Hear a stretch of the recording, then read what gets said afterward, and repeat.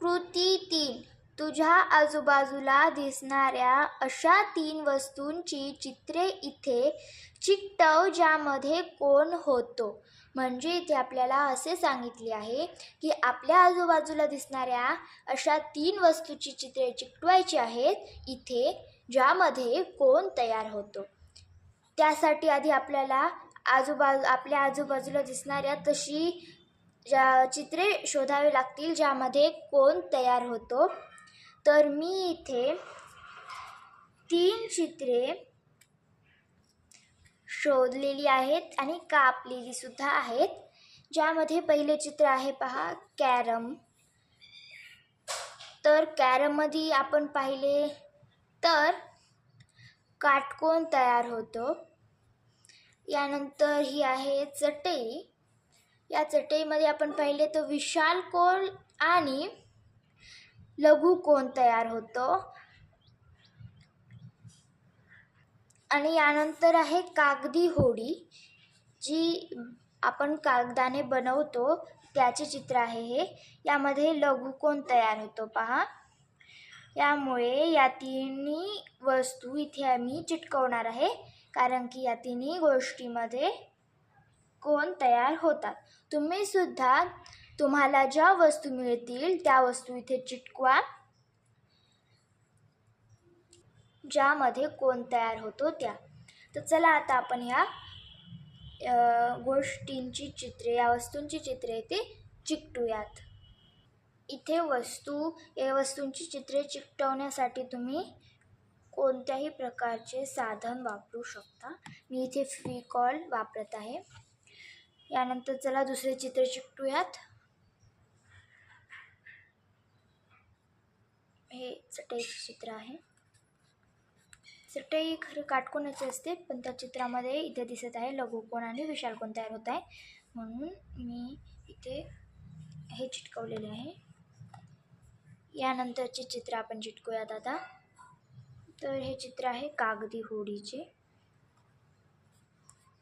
अशा प्रकारे इथे मी तिन्ही चित्र चिकटवलेले आहेत जे माझ्या आजूबाजूला दिसतात आणि त्यामध्ये कोन तयार होतो असे. आणि अशा प्रकारे आपली जी कृती क्रमांक 3 होती ती इथे संपलेली आहे. आता आपण कृती क्रमांक 4 पाहूया. चला वाचूया इथे काय दिलेले आहे ते. खालील कृती कर. म्हणजे आपल्याला खाली काही कृती करण्यासाठी दिलेली आहे ती आपल्याला करायची आहे. तर चला पहिली कृती वाचूयात.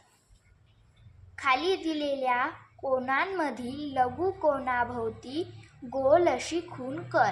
म्हणजे आपल्याला इथे असे सांगितले आहे की आपल्याला खाली दिलेल्यापैकी जे लघु कोण आहेत त्या लघु कोणाभोवती गोल अशी खूण करायची आहे. तर चला करूया. तर पहिले चित्र जे आहे ते काटकोनाचे आहे पण आपल्याला लघु कोणाच्या चित्राभोवती गोल अशी खूण करायची आहे म्हणून आपण आता इथे गोल अशी खूण करणार नाहीत. यानंतरचे पहा, हे आहे चित्र लघु कोणाचे. तर आपण आता या लघु कोणाच्या चित्राभोवती गोल करूया अशा प्रकारे. यानंतरचे चित्र सुद्धा लघु कोणाचेच आहे म्हणून इथे सुद्धा आपण गोल करूया, गोल अशी खूण करूयात. ठीक आहे. आणि यानंतरचे चित्र सुद्धा लघु कोणाचेच आहे म्हणून इथे सुद्धा आपण गोल अशी खूण करूयात. यानंतरचे चित्र मात्र लघु कोणाचे नाहीये, ते विशाल कोणाचे आहे म्हणून इथे आपण गोल अशी खूण करणार नाहीत. तर आपण यातील पहिली जी कृती होती ती पूर्ण केलेली आहे. आता आपण दुसरी कृती वाचूयात. खाली दिलेल्या कोणांमधील विशाल कोणाभोवती गोल अशी खूण कर. हे तर सर्वांनाच माहीत असेल की 90 अंशाचा जो कोन तयार होतो त्या कोणाला काटकोन असे म्हणतात. 90 अंशापेक्षा लहान कोणाला लघु कोन म्हणतात आणि 90 अंशापेक्षा मोठ्या कोणाला मात्र 180 पेक्षा लहान असणाऱ्या कोणाला विशाल कोन म्हणतात. ठीक आहे.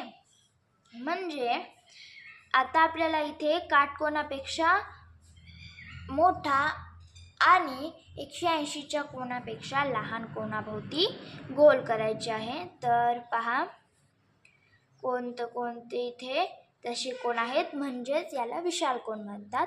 तर इथे आपण चला विशाल कोण शोधूयात आणि त्याभोवती गोल अशी खून करूयात. तर पहा पहिला जो कोण आहे तो विशाल कोण आहे. तर आपण इथे गोल अशी खून करूयात. आता दुसरा कोण जो आहे तो लघु कोण आहे, म्हणून याभोवती आपण आता इथे गोल अशी खून करायची नाहीये. यानंतरचा कोण मात्र विशाल कोण आहे, म्हणून इथे आपण गोल अशी खून करूया त्याच्या भोवती. यानंतरचा कोण पहा हा काटकोन आहे, म्हणून इथे सुद्धा आपण गोल अशी खून करणार नाहीत. यानंतरचा कोण आहे विशाल कोण, ज्याच्या भोवती आपल्याला गोल अशी खून करायची आहे आणि इथे आपण गोल अशी खून या विशाल कोणाभोवती केलेली आहे आणि आपण दुसरी कृती सुद्धा पूर्ण केलेली आहे. आता आपण तिसरी कृती वाचूया. खाली दिलेल्या कोणांमधील काटकोनाभोवती गोल अशी खून कर. म्हणजे आपल्याला इथे असे सांगितले आहे की खाली जे कोण दिलेले आहेत त्यापैकी आपल्याला काटकोनाभोवती गोल करायचे आहे. तर चला आपण गोल करूया. तर पहिला कोण जो आहे तो विशाल कोण आहे, म्हणून आपल्याला इथे गोल करायचे नाहीये. यानंतरचा कोण पहा काटकोन आहे, म्हणून आपण इथे आता गोल करूयात.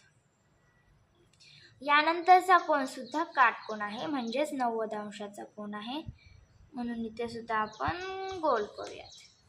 यानंतरचा कोण लघु कोण आहे, म्हणून याभोवती आपण गोल अशी खूण करणार नाहीत. यानंतरचा काटकोन आहे, तर इथे सुद्धा आपण गोल अशी खूण करूयात. अशा प्रकारे आपण तिसरी कृती सुद्धा पूर्ण केलेली आहे आणि आपली जी कृती क्रमांक 4 होती ती सुद्धा इथे संपलेली आहे. आता आपण कृती क्रमांक 5 पाहूया. कृती 5, खाली दिलेल्या सूचनेनुसार कोण पूर्ण कर. चला तर खाली दिलेल्या सूचना वाचूया आणि कोण पूर्ण करूया. दुसरी रेघ अशी काढ की लघुकोन तयार होईल. म्हणजे पहा इथे आपल्याला या चौकटीमध्ये खाली एक रेघ काढून दिलेली आहे आणि त्या रेघेला जोडून आपल्याला अशी रेघ दुसरी काढायची आहे की जी काढल्याने हा कोन लघुकोन तयार होईल. म्हणजेच काटकोनापेक्षा लहान 90 अंशापेक्षा लहान कोन तयार होईल. तर चला आपण तशी रेघ काढूया. यासाठी मी इथे पट्टीचा वापर करत आहे, तुम्ही सुद्धा करू शकता.